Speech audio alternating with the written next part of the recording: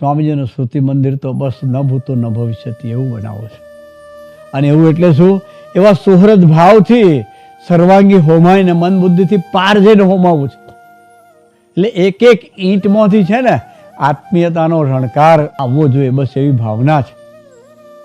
મકાનો મોટા થાય, ઇમારતો મોટી થાય, સારી વાત છે, પણ અંદરથી સુહૃદ ભાવની સુવાસ આવવી જોઈએ, જે સ્વામીજીનો સંકલ્પ હતો.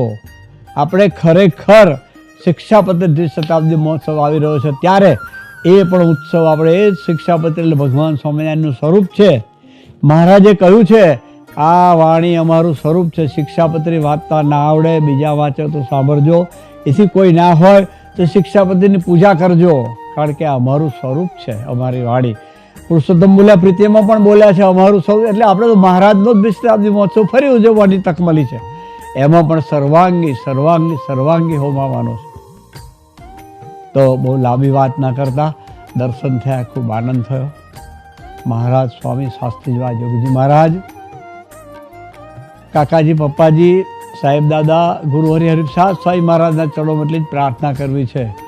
આમ સૌને હરિધામ પરિવારના સભ્યો, હરિધામમાં રહેતા સૌ સંતો, સાધકો, સહિષ્ણુ ભાઈઓ, હરિધામ પરિવાર સાથે જોડાયેલા અમરીશ મુક્તો, યુવાનો, કાર્યકર્તાઓ સૌને બસ કેવળ આપની રીતે આપના ગમના આપના બળ જીવવાનો બળ, બુદ્ધિ અને શક્તિ આપજો. સૌને સર્વોપરી નિમિત્ત બનાવજો. સૌને ખરેખર દાસના દાસ આપ જે લઈ મંડ્યા હતા એનો અદ્ભુત સંબંધ કરાવીને સૌને તન મન ધન અને આત્માથી સર્વાંગી સુખ્યા કરો. હે પ્રભુ, એ જ આપના શ્રી ચરણોવંતની પ્રાર્થના સાથે સૌને જય સ્વામિનારાયણ.